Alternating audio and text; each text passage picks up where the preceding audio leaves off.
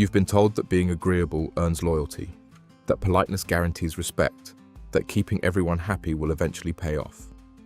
But it doesn't. The world doesn't reward passive men. It forgets them. If you're always available, always agreeable, and always quiet, when it matters, you don't come across as kind. You come across as forgettable. And the men who get ahead, they're not louder, they're bolder, clearer, grounded in who they are. This video isn't about turning into a jerk. It's about stopping the slow death of your potential through approval seeking.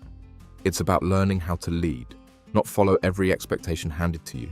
You don't need to scream to be respected, but you do need to stop apologizing for having needs, standards, and direction. We're going to break the habits that keep you invisible and build the qualities that make men magnetic without the fake bravado. No gimmicks, just real, internal power. If you're tired of being overlooked, underestimated, or used as a convenience, this is your wake-up call. It's time to stop pleasing and start leading. He's dependable, he's agreeable, he's always ready to help. On the surface, the nice guy looks like the ideal friend, partner, or colleague. But beneath the surface lies a quiet frustration, a lingering confusion about why he's constantly overlooked, taken for granted, or passed over when it counts. This isn't a flaw in kindness, it's the result of a misunderstood identity. The nice guy doesn't ask for much, because he's been taught not to. He avoids tension, shrinks in conflict, and trades authenticity for harmony. Somewhere along the way, he learned that being liked was safer than being real, so he says yes when he wants to say no, hides emotion to keep the peace, and smiles when he feels invisible. But playing safe has a cost. You disappear. People stop asking what he wants because they assume he has no preference. He's seen as agreeable, but not influential. Supportive, but not strong. He doesn't demand attention, but that doesn't make him noble. It makes him forgettable. The origin? Early conditioning. Messages about obedience, emotional suppression, and avoiding disapproval shape this pattern. Over time, it becomes automatic. He blends in, trying to earn his place through performance rather than presence. The biggest trap: he expects reward for compliance. When that doesn't happen, resentment builds. He feels ignored, but never expresses it. He expects others to recognize his silent sacrifice. But unspoken needs rarely get met. To break free, he must stop outsourcing his value, stop living as an echo of others' expectations. That begins with honesty. What does he actually want? What has he been tolerating that no longer aligns with who he wants to become? This isn't a pivot to arrogance. It's a return to authenticity. Leading begins with recognizing you were never meant to be a placeholder in your own life. If you've recognized yourself in these patterns, the good news is it's not permanent. Awareness breaks the cycle. New behavior rebuilds your direction. You don't need anyone's permission to lead. You just need to stop hiding behind politeness. Before we move on to what real dominance actually looks like, I've got a quick ask. I'm working toward 1,000 subscribers, and your support helps this message reach the men who need it most. If this hits home, hit that subscribe button. Let's change the narrative, together. Dominance has been distorted. It's often confused with aggression, control, or arrogance. But true dominance has nothing to do with force. It's about certainty, purpose. Grounded leadership that doesn't seek power, it radiates it. Authentic dominance starts with self-control. You don't need to impose your will. You need to master your response. That begins internally, by owning your choices, managing your impulses, and refusing to be shaken by every outside opinion. This isn't about intimidation. It's about presence. When a man moves with quiet assurance, others adjust, not because he demanded it, but because his energy leaves no doubt about where he stands. Dominance also involves decision-making. Indecision signals weakness. When you hesitate endlessly, you drain your authority. But when you gather input, assess quickly, and take action without flinching, people notice. Clarity inspires. Hesitation disrupts momentum. Another trait of true dominance: responsibility. Not for control, but for outcome. You don't shift blame.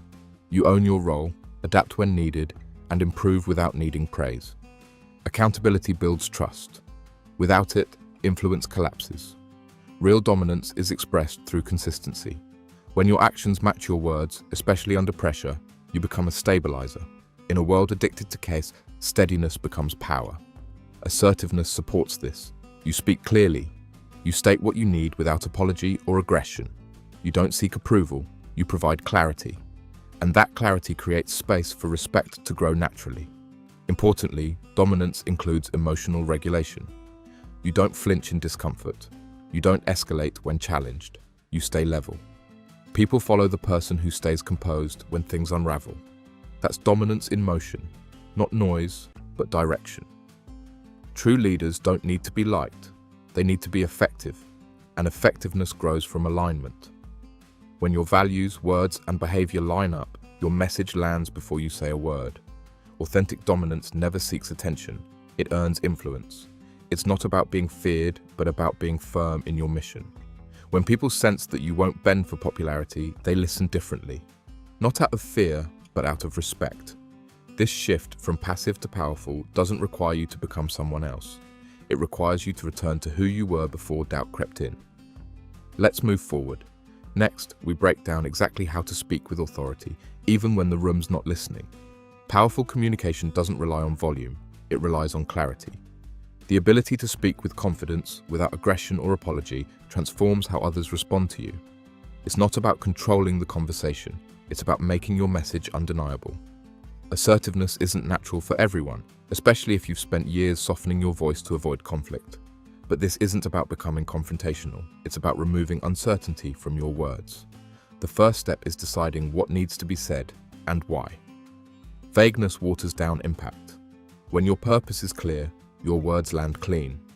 Start by simplifying your language. Replace over-explaining with direct statements. That doesn't work for me. Here's what I need. These are not negotiations. They're boundaries as spoken with calm conviction. Tone matters. A firm voice doesn't have to be sharp. Control your pitch, speak slower than usual, and leave space between ideas. Silence carries weight. It allows people to absorb what you've said and reveals you're not rushing for approval. Body language completes the message. Eye contact that holds, not stares, creates connection. A relaxed posture signals comfort in your stance. Don't fidget, don't collapse into yourself. Let your presence say you belong without forcing it. When challenged, stay centered. People sometimes test firmness to see if you'll backtrack. Don't. Repeating yourself is rarely necessary when you speak with precision. Let your statement stand. If needed, reframe it briefly, but never dilute it to please. Assertiveness also involves restraint. You don't need to correct every misstep or engage in every debate. Choose moments where your input adds value. Want to lead instead of please? Part 2 shows you how to make the switch for good.